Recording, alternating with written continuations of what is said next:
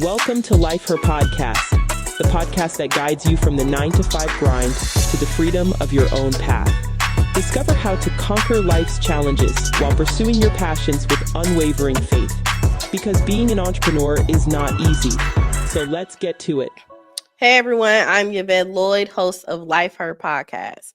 We have an amazing guest tonight, and the world is where the mental health is and its forefront of our lives. Dr. Uche stands out as a compassionate trailblazer, reshaping how we view emotional well-being as a licensed psychologist based in Pennsylvania.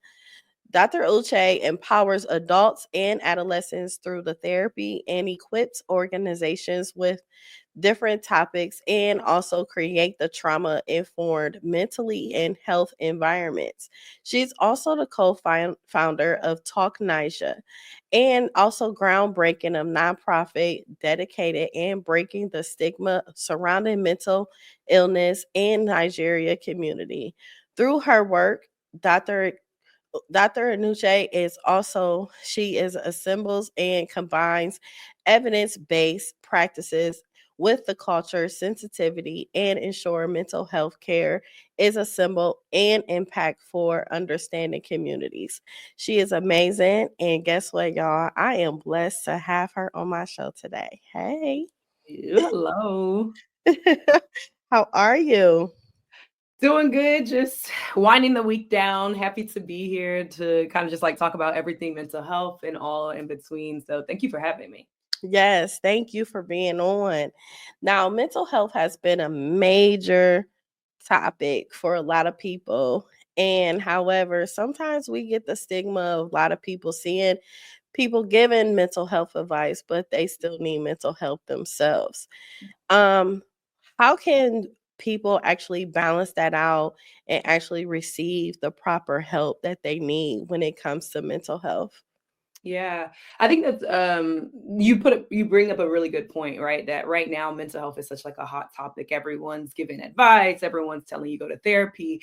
And I think anytime something becomes more mainstream, like there are good parts of it, and then there's parts where you're like, oh, maybe we need to refine this a little bit. And so I think in going into anything, you always want to kind of like test the source and say like, okay, what is it about this person? What is it about what they're saying? And does this kind of like align with like what truth may be? And so I think, especially in like the mental health world, it's really important to say like, okay, whether it's like, okay, what is this person's credentials? How are they coming off? What are like, is there support for the things that they're saying? Can I find kind of different places where it's like, okay, this makes sense what this person is saying. And then from there, you're able to say, okay, let me start to seek out something for myself. Because I think, you know, the more access to things is really, really good. You know, we need to break down barriers, but there's also still a difference between, okay, I'm getting access to like mental health resources, but am I actually engaging in them in a healthy way?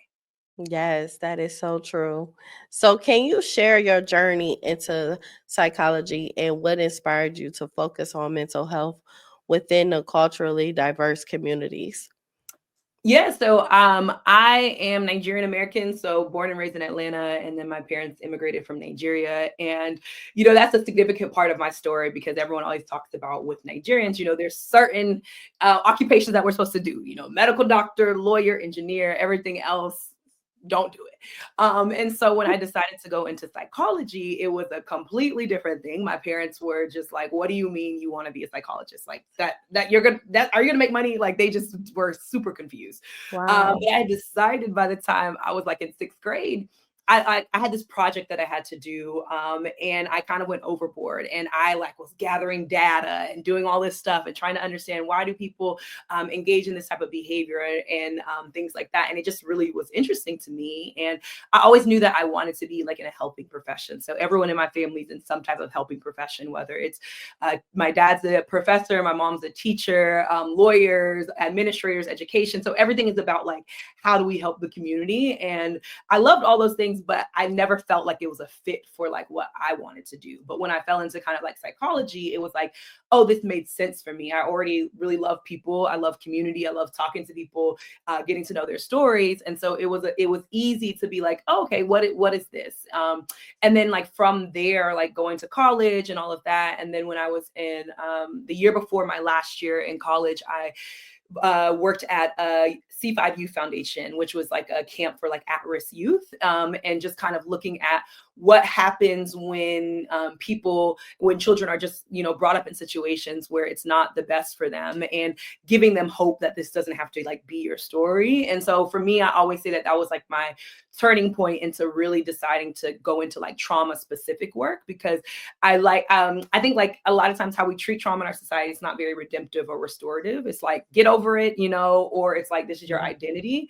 And so I found a lot in thinking of like, how do I help people to get to this place where you're able to not you don't want to ignore it anymore. You're able to acknowledge it, but you're also able to say like, I get to decide, how do I want this to show up in my life now? Yes. So when it comes to mental health, it could be in different forms. It could be relationships, social media, anything. Now, when it comes to social media, social media wasn't really big back in the 90s. And then now you have people that transition their mindset into something totally different. And that's due to them being on social media. What are some ways that where people could create a healthy mindset and not actually take in the things that they see and hear internally to let it affect their mental illness?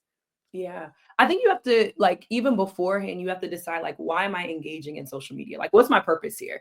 Because I think sometimes if we're trying to find like our purpose in social media is to get validated, or it's to, feel seen, or, all these things that aren't necessarily bad things. But if I'm going to a particular source to try to get it, it might turn out really messy, right? Especially if I don't have a type of grounding outside of that, it can be really difficult. And so I think it's thinking about like, why am I even engaging in this? And then what am I engaging in? Like, I think, certain pages can be fun, but after a certain while, you realize like, I'm in a black hole here. Like, this is not helping my mental health. This is making me feel a bit worse. And I think like also coming into with the mind frame of like, there are things that are reality and there are things that are our perception, and also things that people create to be our perception. So just what you're seeing is not always true, but you want to take it with a grain of salt and you can enjoy it. But it's also like, I don't have to put it on a pedestal and feel like this is all that I have.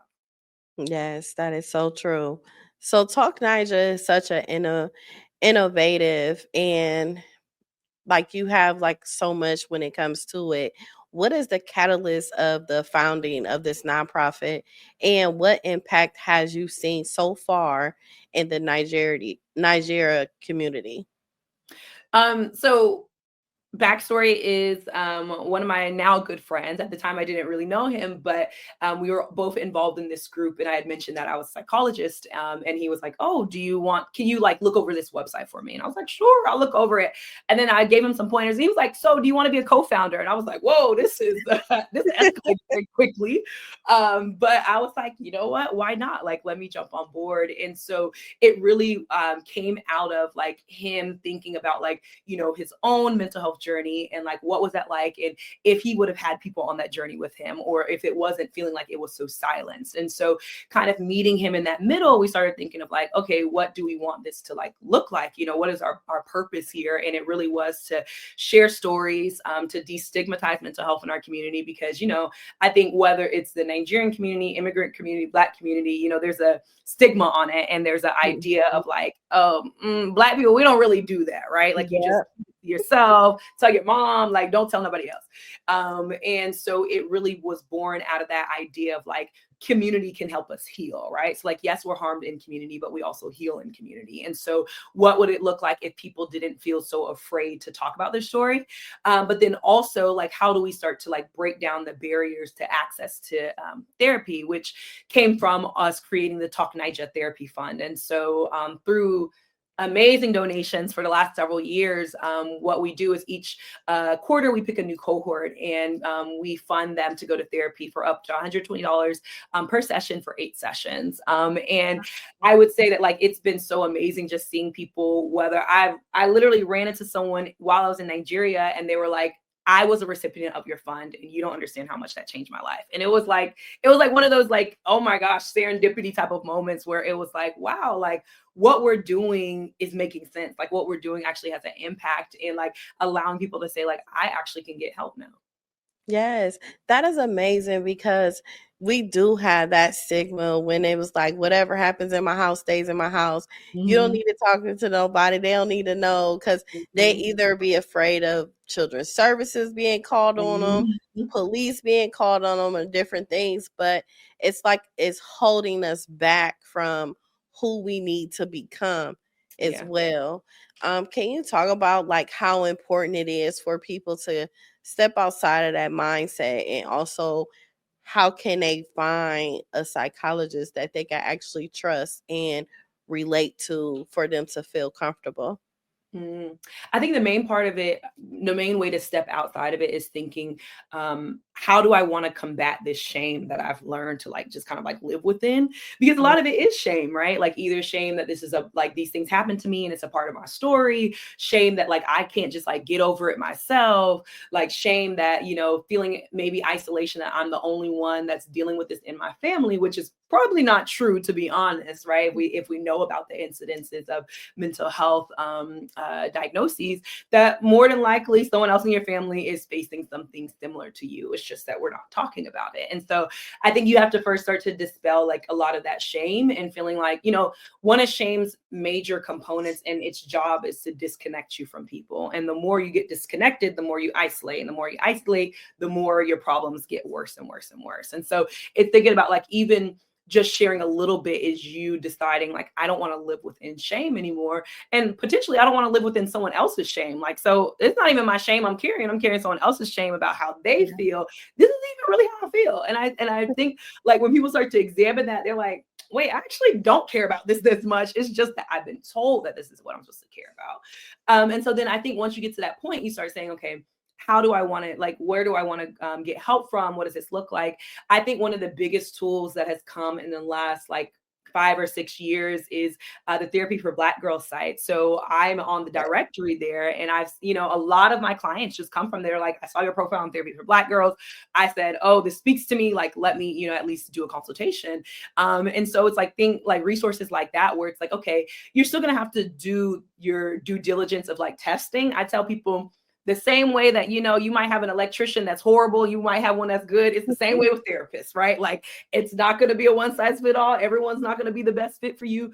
But you want to say like, okay, what am I looking for? Do I feel like this person is professional in the sense of like, you know, there are boundaries that are there? Do I feel like they're going to challenge me? Do I feel like it's not a one-sided type of thing where I'm just like venting the whole session, but then I'm not really being challenged, or I'm not giving insight and stuff like that? And so I think you can do that through, I always encourage you to do a consultation call with a therapist and just see, hey, like, what is your specialty? Like, what is your style? What do you know? How would you know if I'm like, you know, improving or not?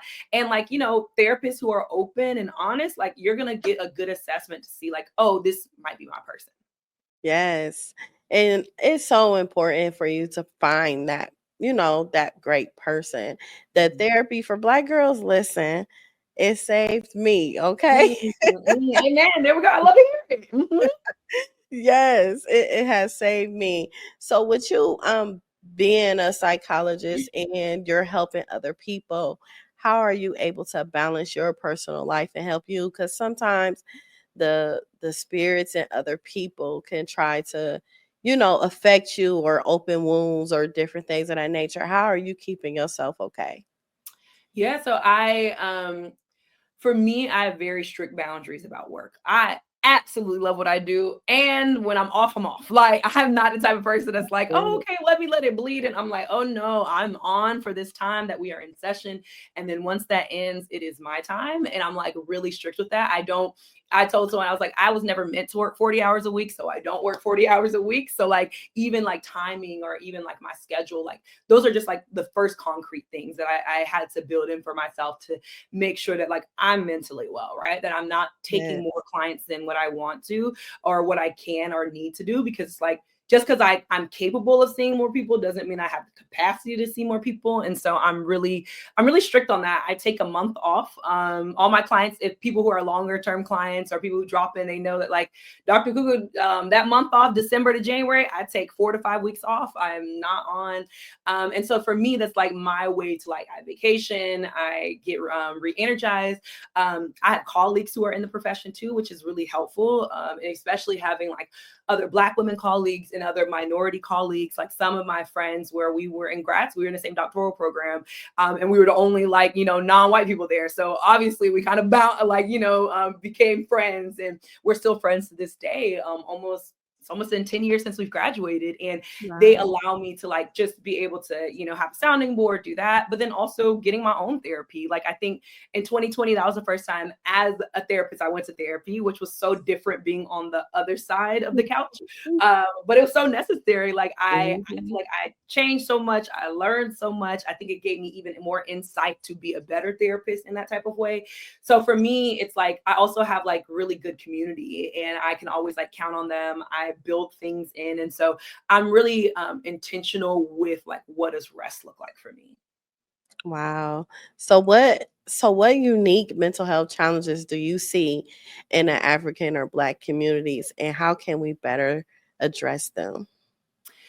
So I think honestly, our incidence of trauma is just way higher than other groups, which there are a lot of factors that go into like why that is, and I think then also pairing that with like a lack of access to a lot of resources or barriers to it. So it just like puts us in this like really awkward position where it's like you might start to become more aware, but then you're like, okay, what do I do with this awareness now that I'm there? And so I think like sometimes there can be a deficit in knowing like, how do I even start to process some of these experiences? Or even I tell people a lot, it's like when people come to therapy and they realize that some of the things they thought were super normal, they're like, maybe that's not really normal, of like how we either operate in our community sometimes. And so it's like trying to figure out and find a better way to operate and a better way to be. And so I see that as being like something that it's like, yes, trauma happens in all communities, but I think there can be sometimes like a compilation of different types of trauma also on top of like then racial trauma and trying to be in this system, and so you're like, I'm trying to already fight for my life here, and then y'all are actively making it more difficult for me to live my life. What am I supposed to do? So I think like that's something that's unique for us too. Man, it's so unique because it's like, I don't know, it's just we have so much fear when it comes to things that could help us, but however, we scared because we were always seeing things that could help us, and it turns into something to hinder us. Yeah. And there wasn't a lot of transparency. Like, I think I understand why people are afraid of the system. Like, I completely get it. It's like we think about the Tuskegee experiments and, all these things where it's like, you didn't really sign up for these things, and then people did something to you, right? And so Yeah. I definitely get like the fear, but I always think about like you want to turn that fear into like maybe caution instead of like a hindrance, right? Like fear is Yeah. a regular emotion like everything else, but how it shows up in your life depends on like, am I allowing the fear to lead my life, or am I just being like, okay, I understand this, what else might be there, and like not letting it just kind of take you from what you need. Yes, that is so true. And it's so crazy because I've been owning a daycare center for about 17 years now. And most likely like 99% of my families, they could get assistance on childcare. And Mm. it's so crazy because I had one parent a few like last year, she came through my daycare program through children's services. So they come in and they come check on the kids quite often, and she was just so scared and frightened, and I had to really make her feel comfortable. But on the other end, children's services, I've seen them hinder her more than help her Mhm. become a better parent or not make the same mistake, whatever the mistake was, for her to get children's services involved. And what I did was I had to shift the whole thing to make her feel comfortable Mhm. and make her kids feel comfortable and help her with different clothes and shoes and, just help her instead of making her feel so scared. And it was kind of like a catch 22 because you have the schools involved too, and they're all looking at me while you're helping her, but Mhm. they are trying to make it worse for her. And Mhm. now it's so crazy. She still have her kids come to my daycare because she's scared to even go anywhere else. So she Mhm. drives literally almost an hour just to bring them to daycare, but she's doing better now. She has a car, she has a house. She's doing so much better. I'm like literally proud of her, but that's an example of Mhm. how many of them feel, and all it takes is like one of us to really care and Yeah. nurture them and guide them, because a lot of them may not even be knowledgeable or may not ever had anyone help them before, because you got to see who their families are and what their families done and the generational things that keep going on until they find that break, Mhm. and sometimes we are the break and we need to have the patience. Yeah, no, I think that's 100%. I think you made her feel safe, right? Like you did not ostracize her. You didn't say like, oh, you didn't make a prediction about what type of mom she is because of this situation. So then that's like, okay, like she one sees me and she doesn't see me and then categorizes me as this like other, right? And I think that's something big for us too, which is why we need more Black people in the mental health space. We need more psychologists, therapists, social workers, all of that, educators, childcare work, like, because it allows people to kind of like take their guard down. Because when you start to work within the system in whatever way, you understand why people are scared of the system, because Yes. you stuff, you're like, I remember when I worked at a nonprofit several years ago, and I remember something coming across the desk, and it was like this woman, her children were taken away because they were playing in the yard unsupervised. The older person was there, but because she technically wasn't there, and I was like, this was a reason to take her kids, but then you wanted her to have a job. So how is she supposed to have a job to take care of the kids? Because if she doesn't have money, then you're gonna remove her kids as a result of being in poverty. But then so it's like this, like, Yes. cycle of like, you don't allow someone to actually get out of it and you punish them for wanting to do better. Yes, you do. And I think that's when it comes from culture as well. And a lot of times, some people, they just don't understand it. And then sometimes our own culture really act as though they don't understand too. Mhm. But it's like we have to still encourage people to keep trying until it get right. Yeah. Not give up, because it is going to be one good person out there that's going to genuinely and care for you and understand, like, it's okay. I got you. Exactly, exactly. 'Cause you don't end up winning when you're just like, "Ugh, I give up," right? Like, and I understand the weight of it. It's difficult, but it's also like, what like sweetness might be on the other side, right? Like, how can, if I get there, like it can't be, like this, at least I know if I keep on this path, I know exactly what's going to happen. But if I choose something different, like there's a possibility that something greater is there. Yes, it definitely is. So, why is it so important to approach trauma and sensitivity? And how can people begin to unpack their trauma in a healthy way? Yeah. I think it's important to approach it with sensitivity because it is a complicated issue, a complicated matter. And it's a matter that, like, a lot of times people put a lot of judgment there. And so it's better when we, like, kind of come from a non judgmental space and it's just like, okay, what has happened? How has this impacted me? Where am I seeing it in my life? How am I seeing myself different here? And I think, like, when you're starting to get to this place where you're like, I can't do this anymore, right? I think a lot of people come to therapy in different areas, or a lot of people start Yeah. like getting like working on trauma in different areas. But a lot of times it's because they're like, I can't do this anymore, right? Yeah. Like, you see, like, you're like, my relationships are trash, like I'm not happy, like I'm, all this other stuff, and you're like, okay, I'm at my wits end. What can I do? And so I think, in starting from that, you first have to acknowledge, have things happen to me that were just not okay, right? Like, what type of things in my life, what type of patterns, and maybe in my family, what things have I witnessed that is just like, this was not okay that I witnessed this. And then I like, of course, coming from my perspective, I think being able to unpack trauma with someone else, with a mental health professional that has a specialty in that, is like one of the best ways, because there can, sometimes we get into this place where we're like, I just want to heal, I want to heal. And then you just try to jump in and it's like, ooh, maybe I shouldn't have jumped in like this, right? Like there might be a little bit more of a better way, a systematic way for me to move in this way, so I don't feel overwhelmed and I don't feel as though like I have no resources. But I think it's like, first, reaching out to someone. If you're not in a position where you're like, okay, I have a therapist to work with right now, I still think you can still start to address the traumatic events that have happened to you. If you can do it through like certain like novels, reading certain spaces, I think like community groups can be really helpful in that, and like just getting to the place where you're able to start to kind of like acknowledge like, oh, something has happened to me. And then from there, like starting to think about like, okay, do I feel like I'm even at an emotional stable place, right? Like learning, how do I start to regulate my emotions, so then when I do get into more deeper trauma work, I don't feel as though like I'm falling completely apart in that way. Yes. So, with that being said, what are some healthy coping mechanisms for managing stress and anxiety? Yeah.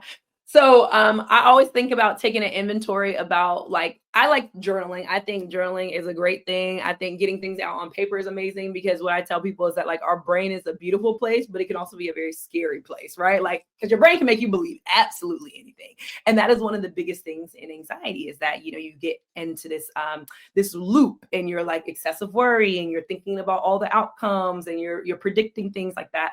And sometimes when you're the only one that you're speaking to, it makes everything feel so real. And so in journaling, even if you're just like, let me just write down these thoughts on a piece of paper, you can almost say like, okay, does this make a lot of sense for me right now, right? Like, what might be an alternative? So I always like for people to think about journaling, thinking about how can I slow myself down. So when we think about also anxiety, there's a quickness to anxiety, right? Your thoughts are running a mile a minute. You're ruminating on a lot of things. Your heart is racing. Your blood is flowing. And so a part of that is like, okay, how can I get myself to slow down? So whether it's like doing a slow morning, having a routine in that type of way, whether it's doing like body type of stuff, whether it's deep breathing, some people like yoga, Pilates, things like that, but something where it's like a mind body connection. So even if you're like, oh, I'm not a Pilates girl, like I'm not a Pilates guy, like I can't do that, but you can think about like, okay, let's say I wake up in the morning, can I take time to stretch? Can I take time to say like, okay, maybe I set my alarm 20 minutes a little bit before, so I don't start my day in like a complete rush, right? So sometimes you're like, oh my gosh, I'm like so anxious, but it's like, well, you woke up with a loud alarm, then you rush into the bathroom, and then, you never got that space for you to actually slow down and say like, hey, can I take an inventory of like my feelings? Can I take an inventory of my body before I hop into what I have to do that day? Yes, that is like so helpful, especially the journaling part. And a lot of people don't realize that. Another thing that I had started doing, because I lost my mom and husband in a year. Mm, I listened to music and made a playlist, mm, and I also like recorded myself. Instead of writing it down, I recorded and said my thoughts. mhm. And then with me listening to it, it made me interpret it different into creating it to be more empowering for myself to heal. Yeah, I like that. I like that. Yeah, I think video journals are really cool. Like voice memo journals are really nice too, because it is like, and I think one thing that can be helpful in that way is like when you listen back to it, and especially when you're in a different place, it's like, wow, I might have been in the struggle there, but like I'm not there anymore, right? And so sometimes that too is a big encouragement, because it lets you say like, life does change, like things do get better, it's not always going to be like this. But when you're in a really anxious moment or a really depressed moment, it feels like that's all I can know, right? And even when you're in a grieving moment, it just feels like this is all that I'm going to feel forever. And so sometimes it's like good to be able to say like, well, I'm able to look back and say like, I'm not there anymore. Yeah. So what role does self-forgiveness play in the healing journey? I think it plays big role. Like I think self-forgiveness and self-compassion, I think they kind of go like hand in hand. Because when we're thinking about like the most important relationship you're going to have is the one with yourself. And if I have animosity towards myself, if I have anger towards myself, irritation, like that plays out, and it plays out on like how I treat myself. It plays out in what relationships I choose, what jobs I choose to stay in that I might need to leave. And so I think self-forgiveness is really important, even in the mistakes that we've made, right? Like sometimes we make choices and we're like, I should have never made that choice, right? And I always think about like decisions that we make. Sometimes we make decisions where we're like, I knew that was an off decision and maybe I should have made it, right? And there are other decisions where we're like, I made the decision with the information that I had at the time. And now that I have new information, like, let me change this decision, right? I don't have to stay in it. But I think it's really important to get to that place, because otherwise you're going to be stuck, right? I think when we get into this place of like unforgiveness, especially with ourselves, it leads to stuckness, and it leads to just a diminished relationship with yourself. And then it's like, okay, now I'm in this self-deprecating cycle and I'm beating up on myself and I'm thinking, okay, if I just tear myself down more, I'll get better. And you don't, you just feel more depressed. Yes. So if someone is listening and they feel alone and overwhelmed, what's one thing you'll want them to hear today? That they are human, right? That their experience is something that, you know, that it is real. It is something that does matter, and that they also matter with it. And so like their experience or whatever is happening to them, it's not greater than their worth, and that their self-worth and the fact that they're worthy is a fact. It comes from the fact that they were born, and there's nothing that they have to do to make themselves worthy. There's nothing that they have to say, or jobs or relationships, but just the fact that they were born makes them worthy enough, and that it is okay. Like that these moments feel really heavy, and sometimes the moment can feel like it's an eternity, but it's not. You know, it's not going to always be like this. And so there's times where we can acknowledge it, and we don't want to deny it. We're not going to avoid it, but it's not going to be our complete experience. Dang, thank you for that. That is good. So what are your hopes for the future of mental health care, particularly for, the underserved populations? I really want more access, right? And I think like more access also comes with like more providers, and more providers comes with paying providers like in livable wages, right? And so because Yeah. even when we think about like a lot of times in like community mental health spaces, the wait lists are super, super long. You know, there's all these Yes. other barriers that are going with it. And a part of that is like that they're not recruiting therapists and then giving therapists pay where they can live upon it. And so people end up staying for a year or two, and then are like, I also have to take care of my own mental health, and there's no way I could stay here and take care of myself. And so my desire would be that there's actually an influx of resources put into not only like training new therapists, but then also providing those therapists a livable wage to stay at community centers, so then they can start to serve more people. And that it doesn't, there's not this long wait list, and there's not this space where you feel like, oh, I'm not even being served then by people who look like me. And so I desire that it's like more accessible in that, but like that there's just more support given. Yes. The support is needed like tremendously. Yeah. What's the most important lessons you've learned through your work as a psychologist? I think that one, I don't know everything, and it is a great and humbling That's experience. real. I do not know everything, and I think, and the reason why I think like in that way is like humility is such a powerful tool. I think that we are in a very like ego-driven society, and like when we have Yes. so much ego, like it keeps us from actually learning and actually connecting to people. And so like the more humility you have, and the more you realize like, there's a lot of stuff I don't know, right? And there's a lot of things that I'm willing to learn, and there's an openness to it. I think like for me, that's been really powerful, and it's really taught me how to just be open for real, and to really just hear people, and to continuously do like a self inventory on myself, right? Like, and even in working with people, it's such a accountability thing, because it's like you're working with your client, and you're like, yeah, we're processing this. You're like, am I doing this? Like, this is feeling kind of hypocritical. And so for me, it's really something like doing the work has helped me to be accountable to myself and to my community is like, okay, like what type of person do you want to be? Mhm. Yes. That is amazing because it shows you're passionate with it. Because sometimes people go in the field because that's what they want to do in the field, but Mhm. you being like so passionate with it, it means so much because that means the people are in a safe space. Yeah. Yeah, thank you. Yeah, and that's what that's all that I want. Like I tell people, when I do an intake, I always tell them, like, at the very beginning, I just want you to be as honest as you can be. And I always say as you can be because sometimes we're not Yeah. as honest, right? And then I tell people like as we get to know each other better, the honesty is gonna flow a little bit easier, right? Like, and it's super Yes. natural to be like, I'm not ready to be completely honest here, but there's time and there's space for you to unfold it and understand it. Yes, it is. So, what's one piece of advice you would give someone that's hesitant to seek therapy due to cultural stigma? I would say, I think first I tell people like, let's reflect on where you are and how you're feeling right now, and is that how you want to feel for the rest of your life? And if there's a chance that you could potentially feel different by doing something different, are you willing to take it? Because I think sometimes it's also reflect like taking a kind of like a self inventory and self reflection to say like, hey, like I've been pretending I'm okay for maybe 10, 15, 20 years, but if I really, when I'm alone by myself, I really don't feel okay. And if like I'm almost like tired of feeling like that, right? I think there gets to a point where you have to be tired of feeling a certain way. Then you're like, okay, I don't know if this is gonna work, but like other people have said it's worked, right? I don't lose out on trying.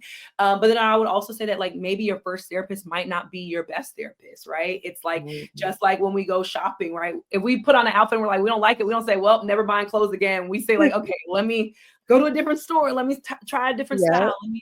We kind of keep going back. And so I tell people to like, don't let that first experience, if it's not a great experience, or if it's kind of even a mid experience, don't let that say like, okay, I can't have a great experience, right? Like this might have just been my intro. And I also think that depending on where you are in life and what you need, the type of therapist that fits with you is going to be different. And so sometimes when you're coming to therapy just in crisis, you don't really care. You're just like, I just need to not be in crisis. So now I'm just looking for someone who's going to help build skills, who's going to be a safe, warm place. And then once you get to that place where you're like, okay, I'm not in crisis anymore, but I want growth. Like I want to get out of this certain space, or I want to unpack certain things. Then you might go back and you're like, okay, I'm looking for a different thing in a therapist, right? I want someone who's going to challenge me in this way, or I want someone who has expertise in this. And so, you might not get everything you need from your first therapist, even if your first therapy experience was good. It's okay. Like it's okay to come back and say, okay, now I need something more. Yeah, that is so true. So, how can listeners connect with you and learn more about your work, and especially with Talk Nija and your mental health service? Yeah, so they can follow me on Instagram at Dr. Ukuku, so DRUKUKU on Instagram. And then also my website is drukuku.com. And the Talk Naija website is talknaija.org. And so you can find out more information about like kind of what we do. You can donate if you want to donate to the therapy fund, and never close the door on any donations. Or also being able to sign up to do the therapy fund too. I think in either any of those places, those are good resources. There's different things that I will be doing coming down the pipe, and sharing a bit more videos, and getting a little bit more interactive there. That is amazing. Now, are people able to connect with you for you to become their therapist? Yes, they can go on my website and fill out the form there. They can also email me. I let everybody know though. I wish I could take everybody on at once, but right now it's difficult. Everybody's wanting therapy, so it just might be a little bit of time before I'm able to put you on my list if you are wanting to do therapy with me. But I just tell people to still reach out to me, because as I finish with people and I do get more people in off the wait list, then it's kind of like a revolving door. So at least you put your foot out there. Thank you so much. I really appreciate you.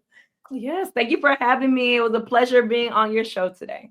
It was a pleasure. And thank you, everyone, for tuning in to Life Heard Podcast. Don't forget to subscribe on YouTube and also listen to Life Heard Podcast on all major audio platforms. Welcome to Life Her Podcast. the podcast that guides you from the 9 to 5 grind to the freedom of your own path. Discover how to conquer life's challenges while pursuing your passions with unwavering faith. Because being an entrepreneur is not easy. So let's get to it.